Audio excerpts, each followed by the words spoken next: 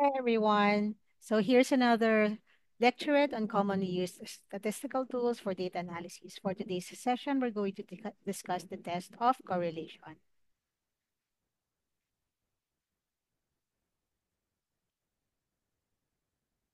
Okay, so these are the commonly used correlational methods. Okay, so depending on the variables that are involved.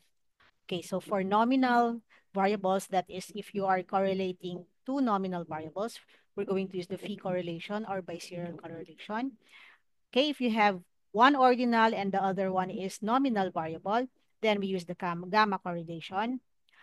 Okay, we have point Bayes-Serial correlation to be applied when one data is interval or ratio and the other is in nominal. Specifically, if the nominal variable is a dichotomous variable, that is having two outcomes only. And for Spearman-Ranks correlation, we apply this if one variable is ordinal and the other one is continuous, or that is either interval or ratio. And then we have the Pearson product correlation.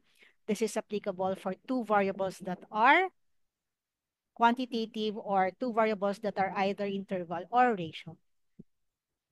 Okay, so what is correlation analysis? When do we use this one? Okay, so this test determines the relationship of two variables. Specifically, it describes the strength and direction. Okay, so usually in a correlational test or analysis, we obtain the correlation coefficient or the R. Okay, correlation does not determine or describes causal relationship. So yung mga cause and effect relationship, we do not use correlation test or correlational analysis to determine that. Does not mean that one variable is the cause or effect of the other variable under correlation analysis. So ano ba yung correlation coefficient? How do we interpret this? Okay, so sa left natin na table is your correlation coefficient and their corresponding interpretation. So if you look at the table, the value of the correlation coefficient ranges from 0 to 1 and it has the positive or negative value. Okay, so the sign of the correlation, either positive or negative, describes the direction or nature of the relationship, whether positive or negative. So positive implies an increase in one variable accompanied by an increase in another variable, while negative implies an increase in one variable accompanied by a decrease in another variable. Okay, so the sign of the correlation coefficients gives us the direction or nature of the relationship. Okay, whereas yung absolute value nyo naman, okay, indicates the strength or degree of a relationship. So 0 for no relationship, and we have very weak, and of course, uh, uh, the correlation coefficient equivalent to 1 would mean perfect relationship. Okay, as you can see, these are the corresponding range of these are the range of the correlation coefficient with their corresponding strength of relationship. So this may vary according to the field of um, study. Okay, so for this particular table, this is from Dancy and Ridey.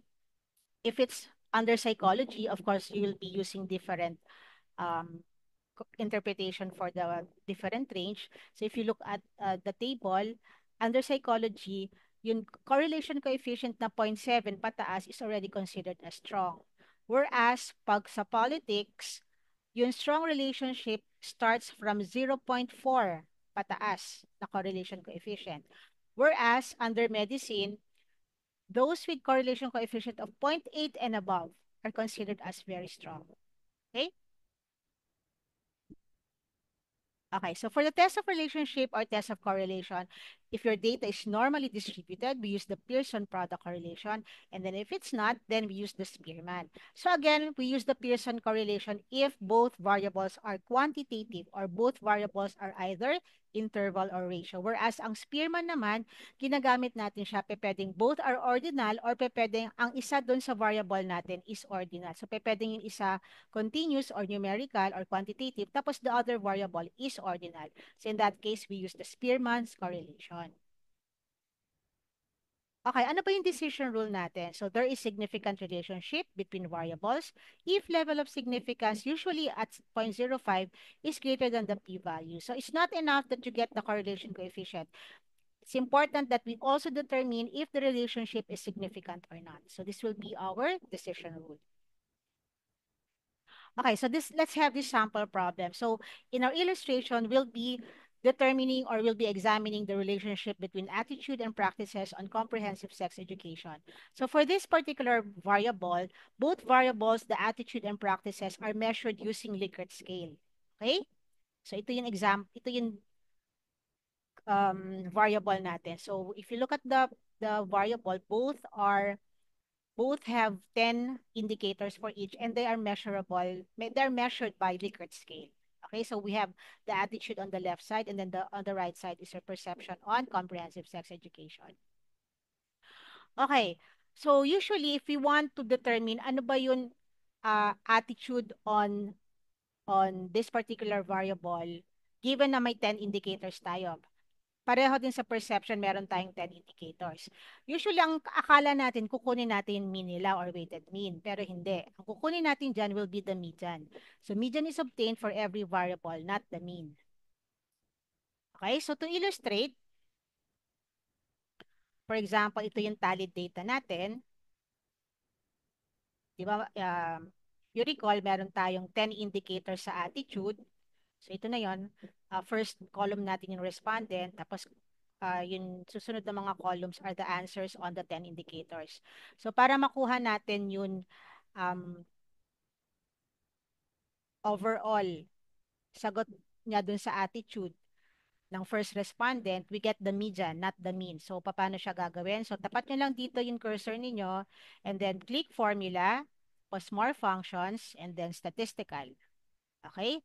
Formulas, more functions, statistical, and then you look for median. Okay. So, median. And then, highlight nyo lang yon sagot niya from the first indicator hanggang dun sa 10th indicator. Okay. So, lalabas na dyan yung median. So, para makuha nyo yung mga susunod na mga values, okay, tapat nyo lang dyan. Tapos, pag may ilagay nyo siya sa may lower right, pag nag-plus sign na yung ano niyo is, yan, i-click nyo lang siya. Left click. Yan. Double click ng left. Okay, similarly, dito din sa perception, ganun din. Lagyan natin dyan yung cursor natin.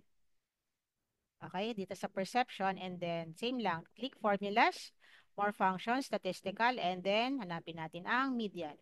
Bakit nga ulit median? Kasi yung Likert scale natin is ordinal. Okay? So, hindi natin kukunin ang mean yan. But instead, we get the median. Pero kung ang data ninyo is quantitative or hindi naman ordinal, then you get the mean instead. Enter nyo lang. Okay, so again, lagay nyo sa lower right. Pag nag-plus sign na siya, double click nyo lang. Left double click. Yan. Okay, so we have now the attitude and then the perception. Okay, let's go back. Okay, so again, Spearman correlation is applied since data are ordinal or Likert data. Ordinal data are non-normal data. So Spearman correlation is a test that determines relationship of non-normal or ordinal data. Okay. So, um, paano natin kukunin yun relationship niya. Okay, so balik tayo dun sa Excel. So since na-compute na nakuha na natin attitude sa perception, we want to determine now, may relationship ba ang attitude sa perception? Okay, so let's open our Jamovie. Okay, click niya lang siya. Okay. So dapat bago tayo mag-open ng Jamovie, naka-open na yun Excel natin. Okay, so unahin yung i-open yung Excel. Okay, ayan. So sa upper left, may tatlong lines. Click nyo yan. I-import natin or i-open natin yung Excel data. Tapos open and then browse. Hanapin nyo na lang kung saan yung sinave yung data ninyo. Okay. Session 5. Tapos click nyo yan. Ayan. So automatically guys, pag in-open nyo siya or in-import nyo siya, lalabas na yung data sa left side. Okay, so mag-correlate tayo. So anong gagamitin natin? So, dito sa analysis, click nyo yan. Under that, may makikita kayong regression. So, click nyo siya. And then, correlation matrix. Yan. Okay? So, dito sa left side, makikita niyo na naka-default siya sa Pearson. So, hindi tayo magpi-Pearson. So, gagamitin natin is Spearman. So, click natin yan. Tapos, itong report significance. Naka-check na siya dati. And then, ipapasok na natin ngayon yung attitude. Ito yung media na kinompute natin kanina. Pasok nyo lang siya dyan. And then, pasok nyo din tong perception. Ayan. Okay? Ay, sorry. So, ulitin natin. Kasi yung data pala natin, ni-read niya to as nominal. Okay, yung attitude natin, okay.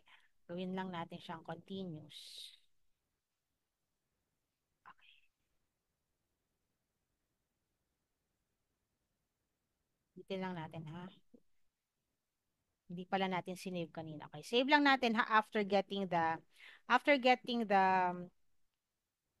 median of your attitude and perception, save natin 'yon. Okay, tapos yan, import natin yung data.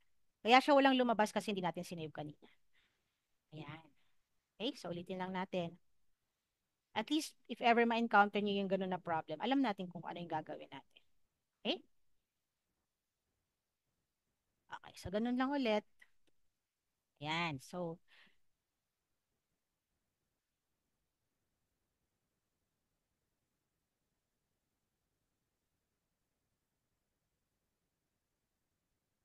okay, so may data na siya sa attitude and perception. So, ulitin ko lang. Click analysis and then regression, tapos correlation matrix.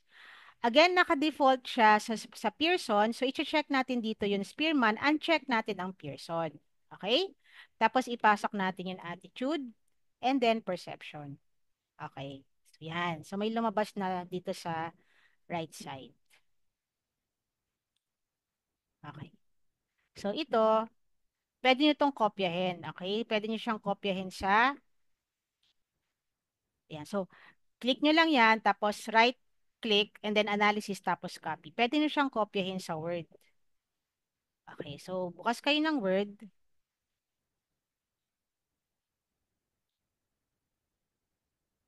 Ayan. So, ayan na siya. Okay? So, illustrate lang natin. I-interpret natin yung value.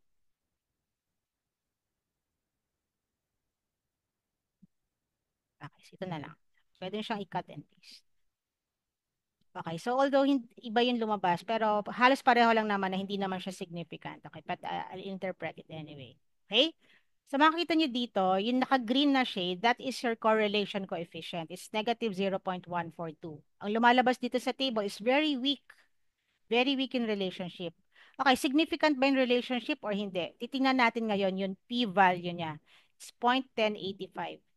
0.1085, it's not less than 0.05. 'Di ba? Significant lang yung relationship pag yung p-value is less than 0.05. Therefore, the relationship between attitude and perception on CSE or the comprehensive sex education, it's not significant. Since p-value 0.1085 is greater than 0.05 level of significance. Ayan. Okay, so how do we present that in your chapter 4? Papakita natin yung table, yung correlation matrix, and then statistical interpretation would be the results of the Spearman correlation reveal no significant relationship. Pwede natin i-enclose yung correlation coefficient and then the p-value. Okay, and then between attitude and perception on CSE. Shall be noted that degree or strength of relationship between the two variables is very weak. Okay, supported naman siya nung strength niya. Kasi nga, very weak yung relationship. Usually, pag very weak ang relationship, hindi siya significant. Okay? So, for the given interpretation, this is purely statistical. Okay? So, when you interpret or discuss further the findings or results of your study, you still have to discuss, aside from the statistical interpretation, you still have to discuss number one, the implication. Number two, theoretical groundings. Na-prove niya ba yung theory or hindi? Na-validate ba or hindi? And thirdly, you have to discuss the similarities and differences with related studies. Okay? Ayan, so to add more examples, this problem is on comparing the relationship between atmospheric temperature and sales during the summer season. This is the sales, ang sales dito ang nire-refer dito yung fruit shake. Okay, so gusto daw natin malaman kung correlated ba yung dalawa. For these two particular variables, these are both quantitative. Okay, quantitative siya. Kaya ang i-apply natin dito ay Pearson correlation. Okay? So, halos pareho lang naman yung process niya sa pag-run ng Jamovie, only that, i-click natin doon yung Pearson instead na Spearman. Okay, so ito initially yung lumabas na result. Ang Pearson's R niya is 0.739, ang p-value niya is 0.0060. Okay, so usually, pag significant in relationship, hinihingan tayo ng panelist natin ng scatter plot. May mga iba naman na hindi naman hinihingi. So kung makikita niyo yung scatter plot, ang slope niya is pataas papunta sa right. So, ibig sabihin, sloping upward to the right. Ibig sabihin, direct yung relationship niya na pag tumataas yung temperature, tumataas din yung sales nung fruit shake. Okay, so to interpret this one, okay, 0.739 actually, pag titingnan natin sa table, it falls under strong relationship. And 0.0060, since it is less than 0.05, significant ang relationship niya. Okay, so to interpret, the results of Pearson correlation show significant positive relationship. Enclose natin ang correlation coefficient na R and the p-value. Okay, so this suggests that as the temperature rises, there tends to be an increase in the sales of fruit shakes. Pero again, 'di ba sabi natin, wag yung ma-misinterpret ang correlation. Correlation is not a causal relationship. Okay, it's important to note that this correlation does not necessarily mean that higher temperature cause an increase in fruit shake sales. So there could be other underlying factors or variables at play, such as people's preference for refreshing beverages during warmer weather. Okay? Okay. So again, correlation is not causation or a cause and effect relationship. Okay. So thank you for listening and watch out for my other videos.